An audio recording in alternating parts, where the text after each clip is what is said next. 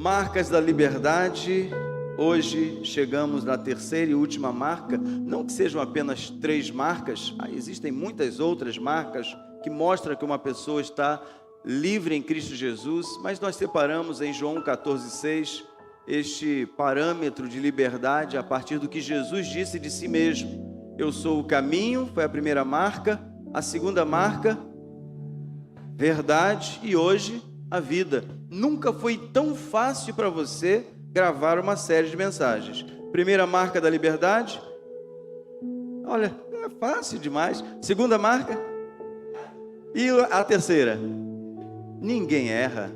Então você já vai sair para o mês de setembro aí, se preparando assim, de uma forma sobrenatural, para o que Deus vai falar do púlpito, nas células e também nos nossos encontros diversos nos ministérios.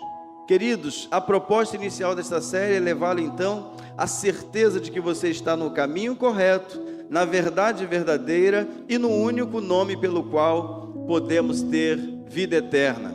Caminho é uma pessoa, verdade é uma pessoa, vida é uma pessoa. Tudo isso está em Jesus e nós precisamos mais e mais dele para que possamos, bebendo dele, transbordarmos ele à vida das pessoas. Que Deus nos ajude, que Deus nos abençoe. Vamos ler juntos então João 14,6. Jesus respondeu: eu sou o caminho, a verdade e a vida. Ninguém pode chegar até o Pai a não ser por mim.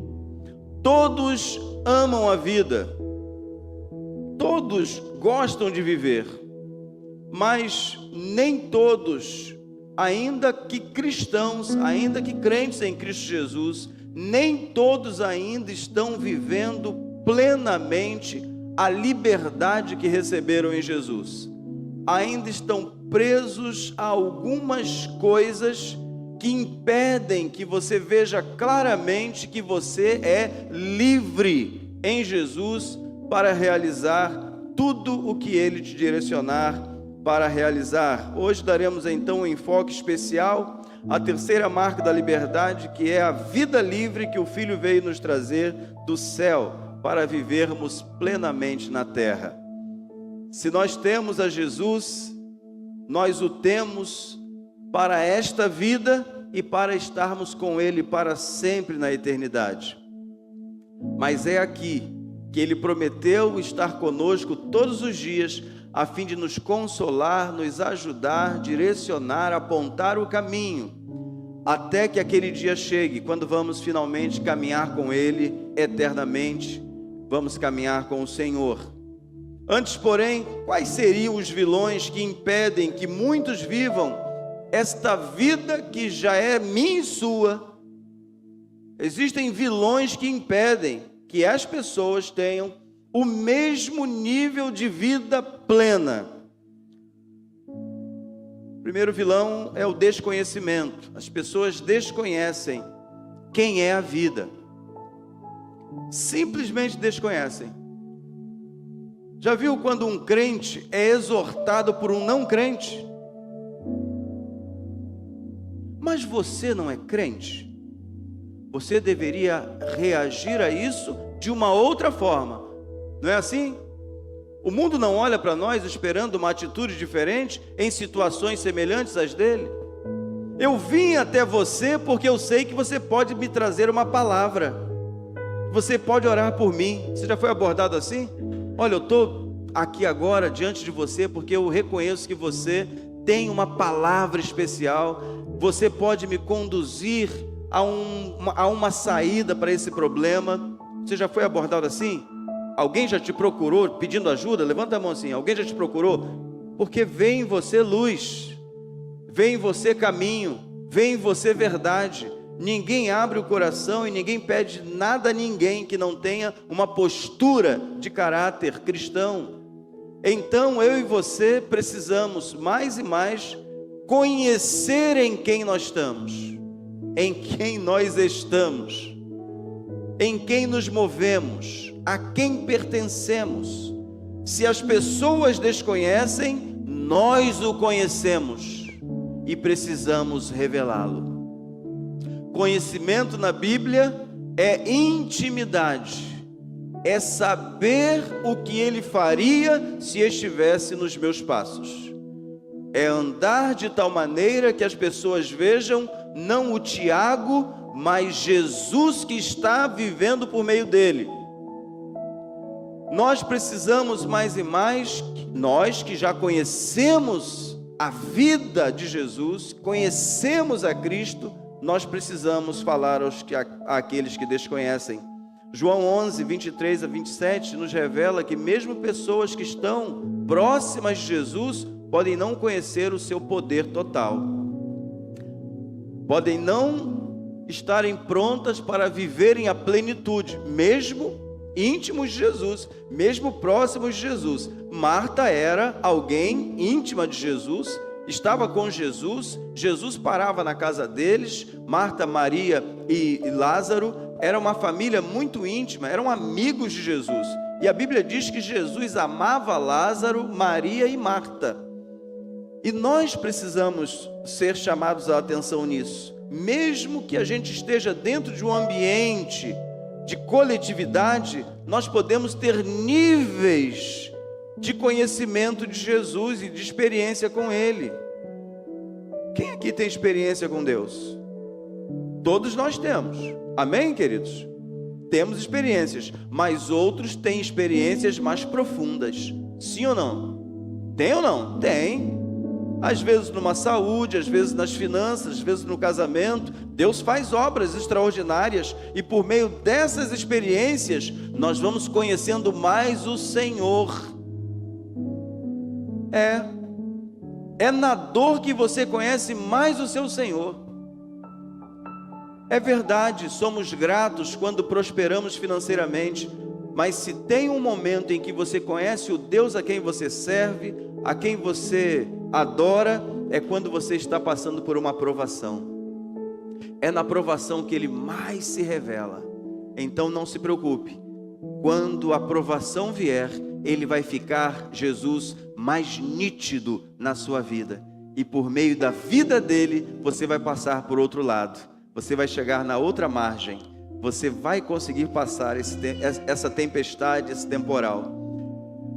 Jó disse o seguinte: antes eu te conhecia de ouvir falar, mas hoje os meus olhos te veem.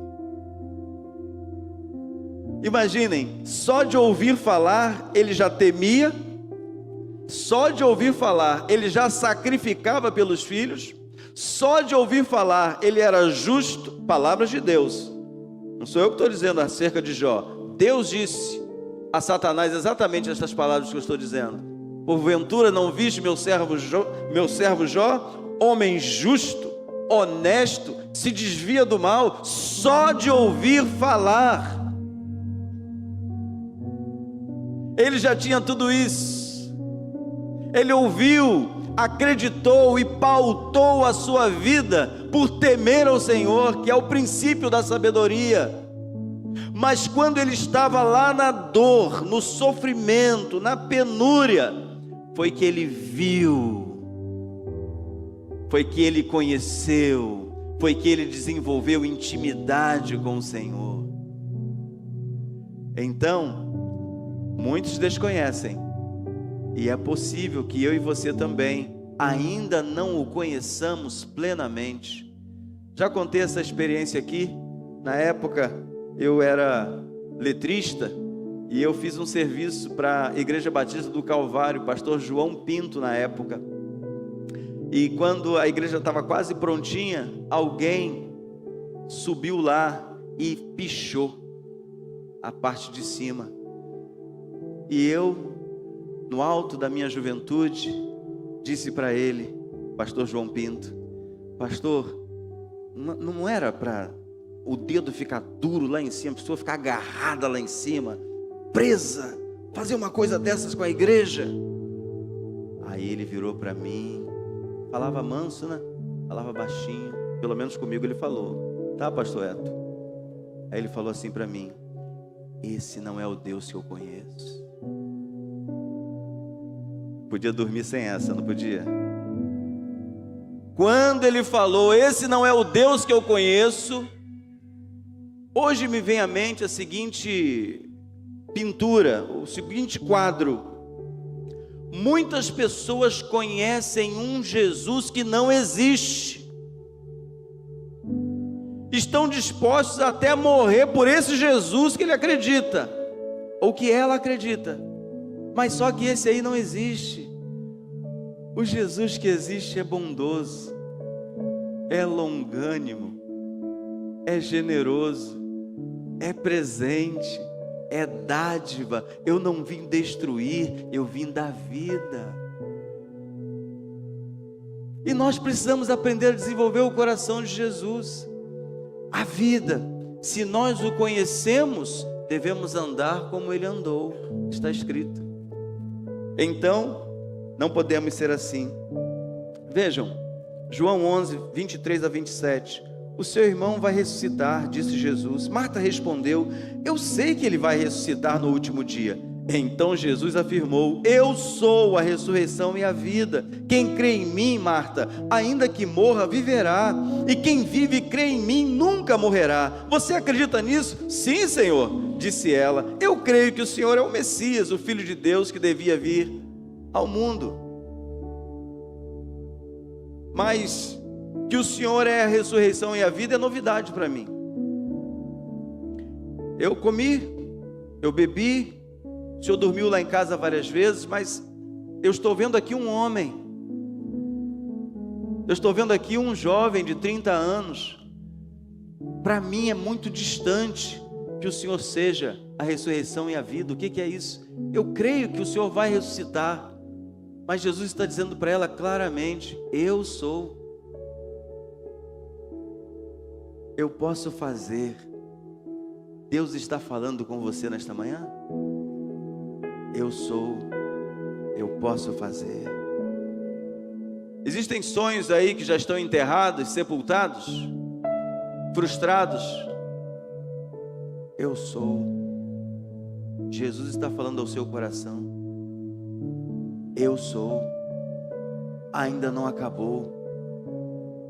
Pode estar cheio de entulho, ele tira o entulho. Ele tira, ele apaga. Sou eu quem apago as vossas transgressões, disse Deus. Mesmo que você esteja em posição desfavorável agora, eu posso transformar essa situação. E às vezes a gente olha o texto bíblico e a gente vai lá para o Antigo Testamento, vai lá para o Novo Testamento e acredita que isso aconteceu lá, mas que não pode acontecer hoje. Eu tenho uma boa notícia para você, pode e vai acontecer. Eu não quero que você tenha uma fé teórica e leia uma Bíblia do passado. Ele é o mesmo ontem.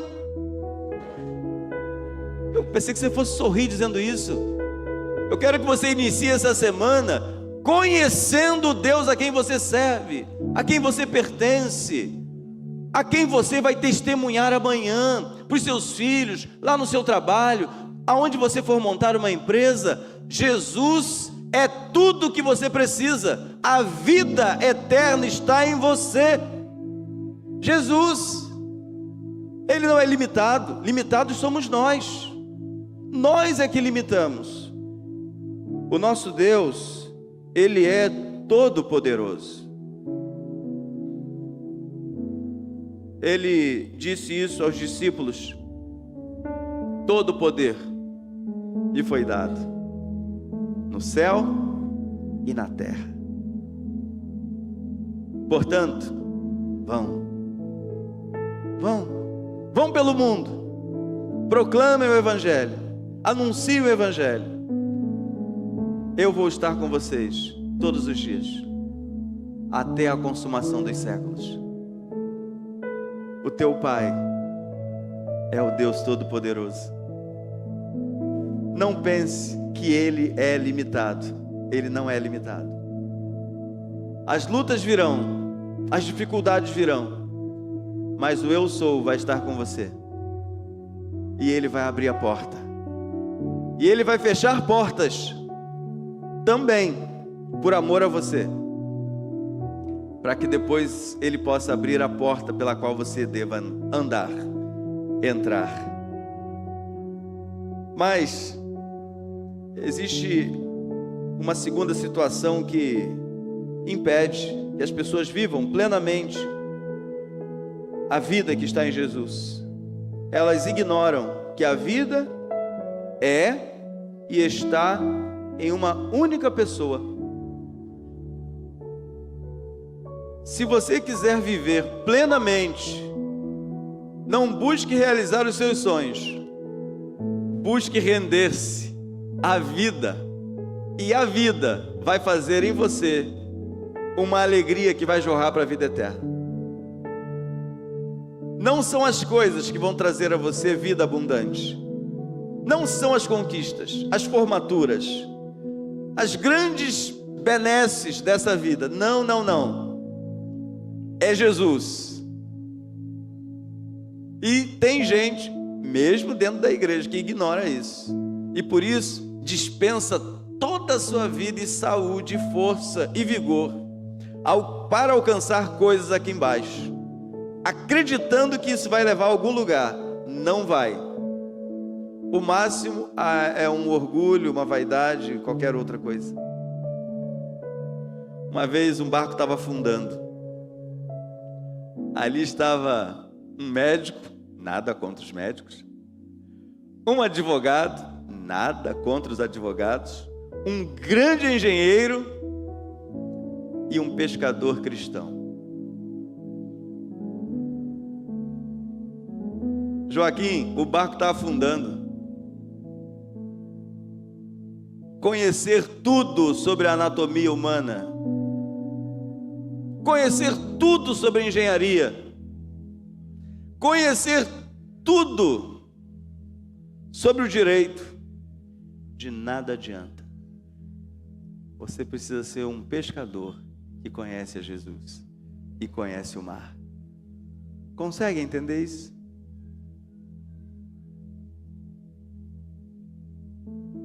Ter muitos bens, muitos recursos desta vida e colocar nisso a sua esperança, você está falido, quebrado. Porque aos seus Ele dá enquanto dorme. O meu Pai é o dono do ouro e da prata. Seu também é? Seu é? Então você conhece. Você conhece. Você conhece. Ele suprirá todas as vossas necessidades. Ele vai suprir. Mas alguns ignoram isso. João 4, 10 a 11. Então Jesus disse: se você soubesse o que Deus pode dar, e quem é que está lhe pedindo água, você pediria, e Ele lhe daria a água da vida. Ela respondeu: o Senhor não tem balde para tirar a água, e o poço é fundo, como é que vai conseguir essa água da vida? Aquela mulher ignorava completamente quem estava diante dela. E às vezes, queridos, pasmem, mesmo dentro da igreja, tem gente que ignora a presença, o poder e a autoridade de Jesus. Há também um grupo que despreza, pessoas que desprezam a vida por estarem mais focados em normas e diretrizes terrenas, não as do céu. Olham só para baixo, ciscam, mas jamais voam como as águias. João 4, 10 a 11, João 5, 15 a 18. O homem saiu dali e foi dizer aos líderes judeus que quem o havia curado tinha sido Jesus, aquele paralítico. Vocês conhecem bem o texto. Então eles começaram a perseguir Jesus, porque ele havia feito essa cura no sábado. Jesus disse: vamos juntos? Meu Pai trabalha até agora e eu também trabalho. E porque ele disse isso, os líderes judeus ficaram ainda com mais vontade de matá-lo. Porque Quem está olhando só para baixo não consegue ter visão do alto. Ele não consegue entender a dimensão espiritual da vida cristã que já está sobre ele, da santificação, da regeneração, de todas as benesses que alcançamos por estarmos em Jesus. Você sabia que você já ressuscitou com Jesus? Você sabia que você já está com seu nome inscrito no livro da vida? Você sabia que tudo isso aqui embaixo vai passar, num abrir e fechar de olhos? Se nós sabemos dessas coisas, nós não podemos desprezar aquilo que já está em nós. Todo o poder foi dado a Ele, e Ele também nos deu o poder para fazermos o que temos feito até aqui, o que você tem feito. Pois Ele, além de não obedecer à lei do sábado, Ele afirmava que Deus era o seu próprio Pai, fazendo-se assim igual a Deus. Por isso queriam matá-lo.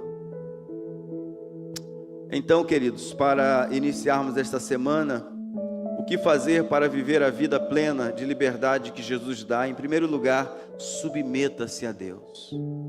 Repita isso comigo: submeta-se a Deus.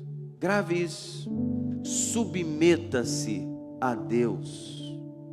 Então Jesus disse a eles: eu afirmo a vocês que isto é verdade. O Filho, querido, se Jesus não pode fazer nada que o Pai não ordenar, como é que nós vamos andar aqui do jeito que a gente pensa, do jeito que a gente acha, do jeito que a gente enxerga? Não tem como. Se você for lá no ministério infantil, é um jeito. Se reunir com os adolescentes, bota fôlego para fora. Se pegar a juventude, meu amigo, olha, a coisa está ficando estreita. Ontem o negócio aqui foi demais. Não incentivo ninguém acima dos 50 a vir. Ninguém. Deixa para vir no culto domingo de manhã. Mas de ver a alegria no rosto daqueles adolescentes, daqueles jovens, nos enche o coração de vigor, de alegria. Estamos na direção certa. Eles são diferentes, sim. Gritam para valer, mas estão gritando dentro da igreja e vão gritar lá fora também. Se nós não estivermos preparados para receber essa geração, amanhã não tem igreja. Queridos, que palavra extraordinária o pastor Assir trouxe ontem aqui. Que palavra! O adolescente, o jovem, vai ouvindo, mas eles não vão perdendo a característica deles, o jeito deles. Quando chegamos aqui em 2017, minha filha me perguntou assim: ô pai, aqui não tem adolescente?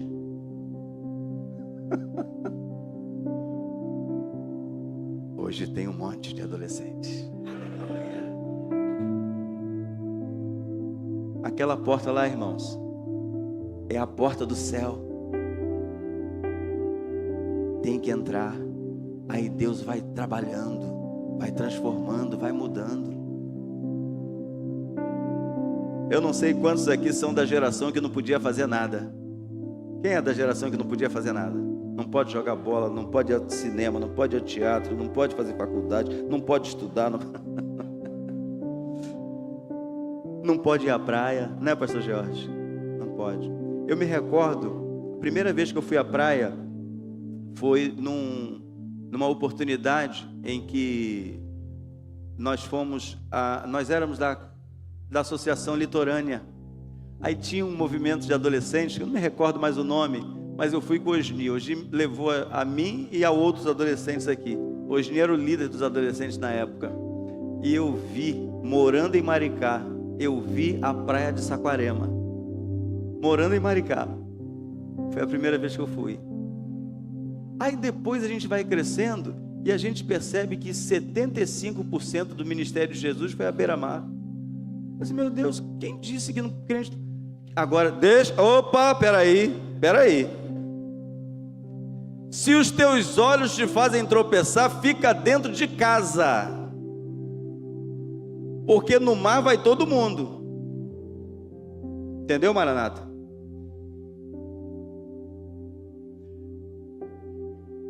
Crente pode ir à praia, sim ou não? Cristão pode ir à praia, sim ou não? Mas tem que ir de burca. Ué, tem que ir bem vestido. Ah, mas eu quero pegar um sol. Sabe o que você faz? Muro bem alto, não é isso? E pega o solzinho lá na sua casa. Ou então, vá para um lugar distante que não tenha ninguém, só você e Deus. Por quê, pastor? Era o radicalismo. Não pode ir à praia, mas na verdade, interpretando, não é que não possa ir à praia. Pode ir, mas vá decentemente. Quando a gente faz retiro, e vai vir aí o retiro Biban 2024. 2025. Vai vir. Então vai se preparando aí, vai coçando o bolso.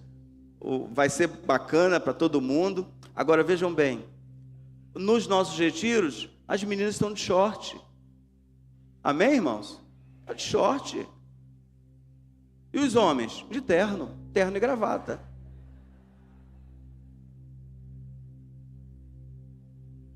Há uma palavra de Deus para mim e para você nesta manhã. Precisamos nos submeter a Deus. O filho não fazia aquilo que ele queria, ele fazia o que via. Pedrão gosta disso, né, Pedro? O filho só fazia o que via o seu pai fazer.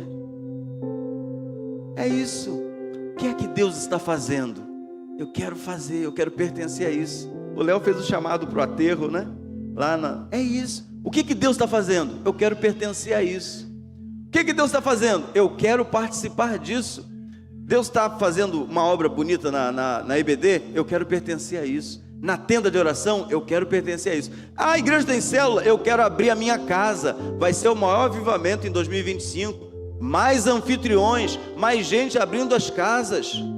30 estão sendo preparados aqui. Eu preciso de 30 casas. Nós precisamos. Deus precisa da sua casa.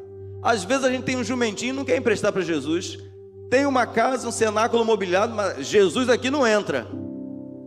Abra a sua casa. Abra e você vai ver quantas pessoas serão salvas a partir da sua vida, porque você teve a atitude de abrir a sua casa. Tudo que o pai faz, o filho faz também, pois o pai ama o filho e lhe mostra tudo o que está fazendo, e vai mostrar a ele coisas ainda maiores do que essas, e vocês vão ficar admirados, porque assim como o pai ressuscita os mortos e lhes dá vida, assim também o filho dá vida aos que ele quer. Ele é a vida. Ele me deu a vida. Não me pergunte por que ele me deu. Ele te deu a vida. Não se pergunte por que ele te deu. Mas submeta-se então a ele, por reconhecer que ele escolheu você. Ah, por que não escolheu meu primo? Meu primo está nas drogas, está quase morto, e eu estou aqui bom. Vai lá, tenta salvar o teu primo. Mas alegre-se, porque ele te escolheu de uma maneira que nós não temos explicação. Por que uns vão para lá, outros vão para cá? Mas na Bíblia está escrito: eu escolhi Jacó e aborreci a Esaú.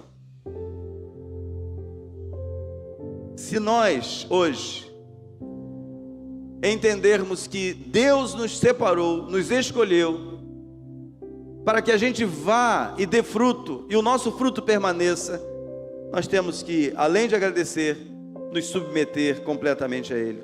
Em segundo lugar, o que fazer para viver a vida plena de liberdade que Jesus dá?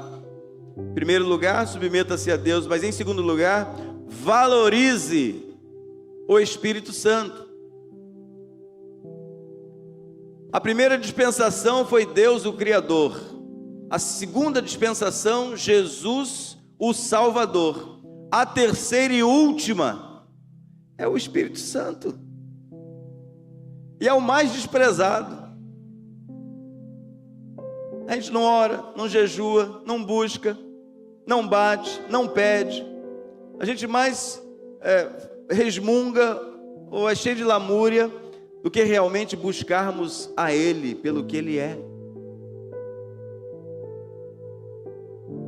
Nos relacionarmos com o Espírito Santo do jeito que Ele quer. Aquele que me ama será amado pelo meu Pai, eu também o amarei e me manifestarei a Ele.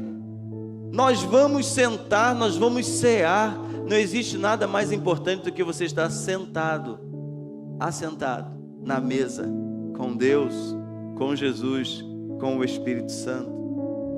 É Ele que nos dá poder e autoridade, é Ele que nos fortalece. Precisamos valorizar o Espírito Santo, porque é Ele que está falando a mim e a você nesta manhã.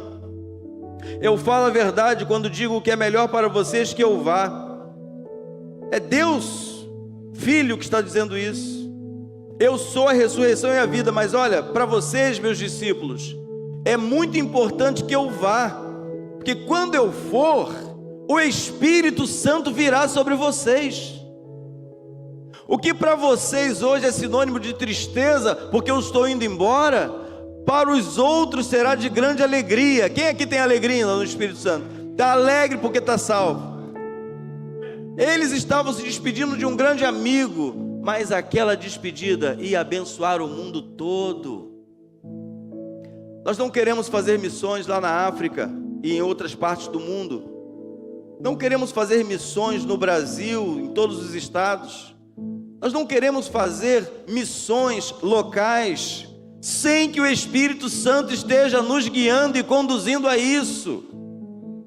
Não é só enviar dinheiro, não é só ir na Amazônia.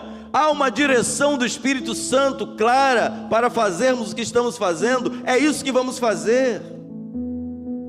Ele não pode ser ignorado, nós temos que valorizar. O apóstolo Paulo era um imparável. Ele ia para a Ásia, ia contornando tudo, depois ia para a Europa, ia contornando tudo, depois voltava para o centro, para a Ásia, e ele, África, para onde apontasse o Espírito Santo ele estava indo. De repente ele chegou num lugar, e ele disse, vou para o Rio de Janeiro. O Espírito Santo proibiu. Vou para São Paulo. Lá você não vai. Aí ele parou. Para onde você quer que eu vá? Quero que você vá para Minas. De madrugada apareceu, numa visão, um varão macedônio que disse, passa a Macedônia. Ele estava querendo ir para a Ásia, e Deus queria que ele fosse para a Europa. E para lá ele foi. Lá pagou o preço, mas plantou a igreja de Filipos. Quem se lembra do carcereiro? Foi nessa passagem. Deus quer guiar a sua igreja. Deus quer permanecer na liderança da igreja. Ele é o cabeça e nós não podemos desprezar o Espírito Santo. Eu falo a verdade quando digo que é melhor para vocês que eu vá, pois se não for, o auxiliador não virá, mas se eu for, eu o enviarei a vocês. Quando o auxiliador vier, ele convencerá as pessoas do mundo de que elas têm uma ideia errada a respeito do pecado e do que é direito e justo, e também do julgamento de Deus. As pessoas do mundo estão erradas a respeito do pecado, porque não creem em mim. Estão erradas a respeito do que é direito e justo, porque eu vou para o Pai, e vocês não vão me ver mais. E também estão erradas a respeito do julgamento, porque aquele que manda neste mundo já está julgado. Ainda tenho muitas coisas para lhes dizer, mas vocês não poderiam suportar isso agora. Vamos ler juntos agora? Porém, quando o Espírito da verdade vier, Ele ensinará toda a verdade a vocês. O Espírito não falará por si mesmo, mas dirá tudo o que ouviu e anunciará a vocês as coisas que estão para acontecer. É revelação. Cristão não pode ter medo de revelação. Cristão tem que ter coragem para acreditar numa direção de Deus. Eu não estou falando de revelamentos, profetadas, não. Uma igreja guiada e orientada pelo Espírito Santo vai receber direção de Deus para caminhar firme no caminho que Ele quer, no caminho que Ele traçou.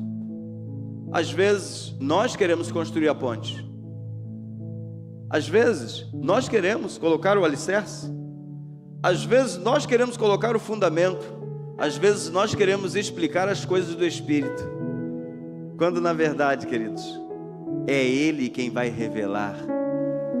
Não foi isso que nós lemos? Pastor, como é que eu descubro que o Espírito Santo está revelando algo novo? Como é que eu sei?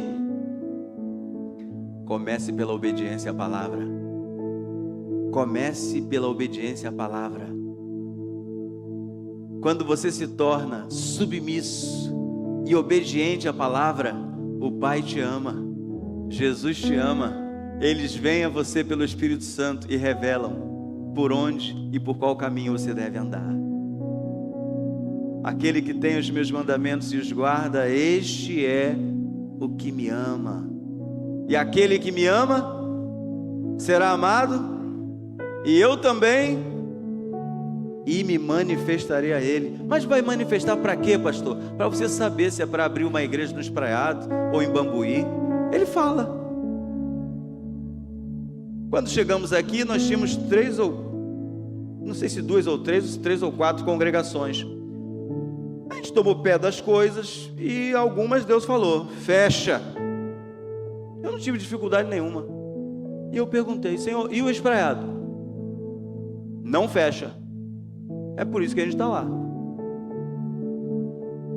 É difícil demais o Espraiado? Demais. Fizemos algumas campanhas lá, e fizemos mesmo, conseguimos, se eu não me engano, na época, Zorimar, 21 ou 31 casas, para fazer o estudo bíblico, tudo fechado, anotado, uma coisa linda. Eu disse, meu Deus, Deus estava certo, era isso mesmo, não era para fechar lá. Aí o que aconteceu?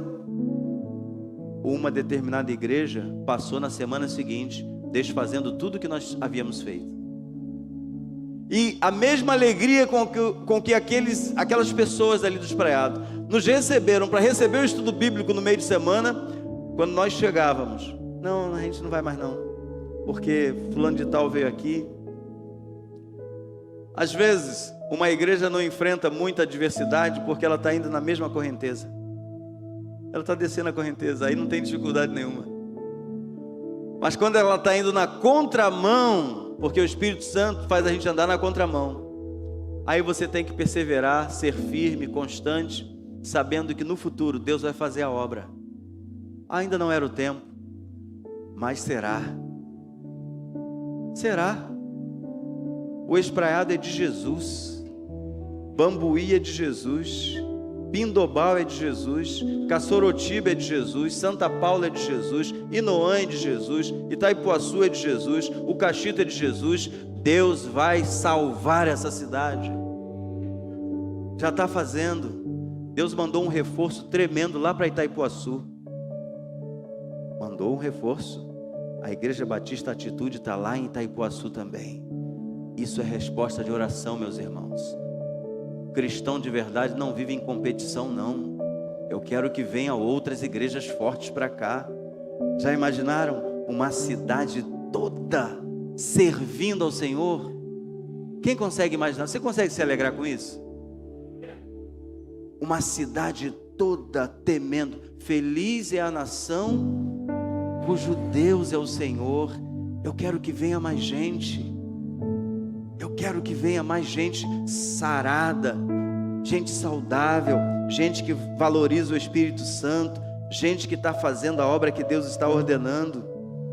João 5, 24 e 26 está escrito assim: eu afirmo a vocês, isto é verdade, quem ouve, vamos juntos, quem ouve as minhas palavras e crê naquele que me enviou, tem a vida eterna e não será julgado, mas já passou da morte para a vida. Eu afirmo a vocês que isto é verdade. Vem a hora e ela já chegou, em que os mortos vão ouvir a voz do Filho de Deus, e os que a ouvirem viverão.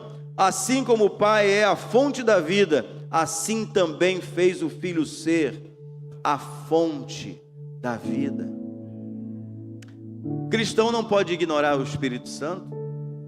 Ele é a água, ele é a fonte. Se uma igreja está buscando outras fontes, o resultado é o mesmo: é falência, é quebra, é falta de amor, de cuidado, falta de zelo, falta de calma, de paciência, de longanimidade, de misericórdia, mansidão. Falta tudo, porque não está bebendo na fonte. A fonte é Jesus, a fonte de vida é Jesus. Se bebermos nesta fonte, nós chegaremos a bons portos. Em último lugar, siga e obedeça apenas as diretrizes de Jesus. João 8, 10, 12. Fiquemos em pé. Vamos ler juntos. Então, Jesus endireitou o corpo e disse: mulher, onde estão eles? Não ficou ninguém para condenar você? Ninguém, Senhor, respondeu ela. Jesus disse: pois eu também não condeno você. Vamos juntos agora? Vá. Vira para o seu irmão assim, olha. Vá e não peques mais. Dá um abraço nele aí. Vá e não peques mais. Vá e não peques mais. A diretriz de Jesus, queridos, não são muitos livros, não é muito conhecimento. As diretrizes deles são clássicas, são fiéis, são verdadeiras. Se Jesus não condenou, mas perdoou, esse é o papel da igreja. Até quantas vezes, pastor? Até Jesus voltar. Qual é o princípio disso? É bíblico. Se vier 10 vezes no dia falar com você, perdoa. Vai perdoando, vai abençoando, vai ajudando. Temos que nos submeter a Deus. Não podemos desprezar o Espírito Santo e devemos seguir as diretrizes apenas de Jesus. Não permita que ninguém te domine. Não deixe que ninguém domine a sua mente, o seu coração. Você é livre. Livre. Se o Filho do Homem vos libertar, verdadeiramente sereis livres. Viva a liberdade que o Espírito Santo te deu, não para fazer as coisas que você fazia anteriormente. Se alguém pensa que a liberdade é fazer o que quer, está enganado. Se você pensa que liberdade é fazer o que você quer, as suas inclinações, suas paixões, suas vontades, você é escravo disso aqui. É melhor se submeter a Deus e ser escravo, servo e filho e herdeiro dele, do que continuar com os meus próprios desejos, meus próprios sonhos, minhas próprias metas. Não, não, não. Eu quero que o Senhor seja tudo na minha vida. Eu quero viver para a glória dele. Eu quero me alimentar para a glória dele. Eu quero correr para a glória dele. Eu quero ajudar alguém para a glória dele. Eu quero servir na tenda para a glória dele. Eu quero abrir a minha casa para a glória dele. Eu quero que o nome dele cresça. Eu quero que ele apareça nessa cidade. Não adianta daqui a gente achar que o Brasil tem jeito se um sujeito sair do judiciário. Você está enganado, meu irmão. Podem sair os 11 que estão lá e a nossa cidade não vai mudar. Quem está entendendo? Ah, se aquela pessoa que está lá naquele alto posto do governo, se sair, continua a mesma coisa.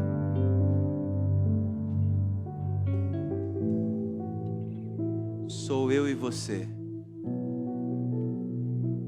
amando a Deus sobre todas as coisas, ao nosso próximo como a nós mesmos. É isso que vai transformar o seu bairro, o seu condomínio, a sua cidade, o estado, o Brasil e o mundo. Jesus disse que nós seríamos conhecidos, e Ele também seria conhecido, se nós fizéssemos, se nós nos amássemos uns aos outros.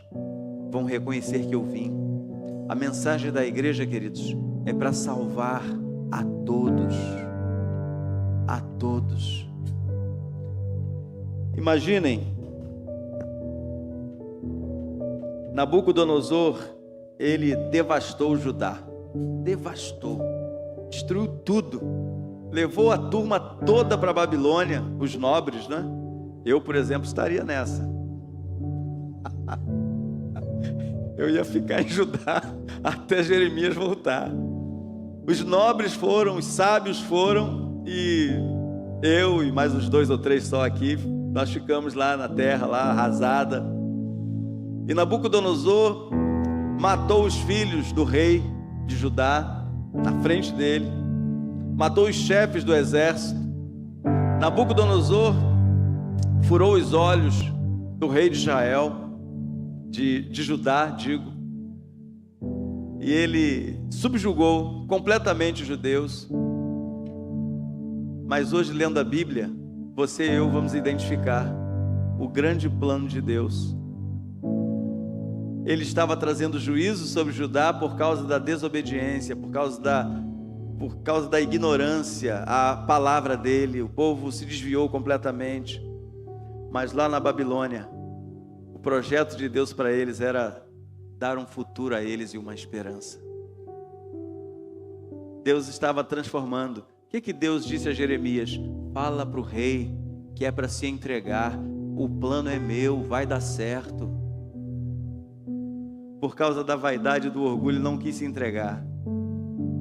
Mas era para se entregar. Às vezes, queridos, os planos de Deus e a direção do Espírito Santo são antagônicos, são diferentes do que a gente pensa. Mas Deus falou, olha, eu quero dar a vocês uma esperança, um futuro. Podem ir. E não vai ser 2 anos de cativeiro não, porque até que vocês sejam transformados, são 70 anos. Vão passar 70 anos, mas depois eu vou tirar vocês de lá. Depois de 70 anos não aconteceu? Aí sabe o que acontece? Nabucodonosor, no capítulo 4, ele vai ter uma experiência tão profunda, vendo Sadraque, Mesaque e Abednego sendo libertos de uma maneira sobrenatural. Quem se lembra aí? Ananias, Misael e Azarias. Ele vai dizer assim: agora ninguém se levanta nem se assenta para adorar ninguém, a não ser o Deus de Sadraque, Mesaque e Abednego. Quem se lembra disso? Depois, ele mesmo é tão impactado pelo poder de Deus que ele disse: eu hoje louvo e exalto o Deus dos exércitos. Se converteu. Adianta ficar com raiva dos que hoje parecem ser inimigos? Deus pode fazer muito além do que a gente imagina. Não perca seu tempo. Não discuta. Não perca seu tempo. Faça a sua parte. A sua parte, minha, é orar, jejuar e fazermos com que este evangelho chegue a muitas pessoas nessa cidade. Quando Deus nos chamar, Ele não vai perguntar quantos que você fez votar em A, B, C ou D. Não, Ele não vai perguntar nada disso. Ele vai olhar assim para você e vai dizer assim: eu te conheço, entra. Jesus te conhece. Ele sabe quem nós somos. Que a gente nessa manhã possa refletir, porque Ele é o caminho. Que desânimo. Eu sou. Ninguém vem ao Pai senão por mim.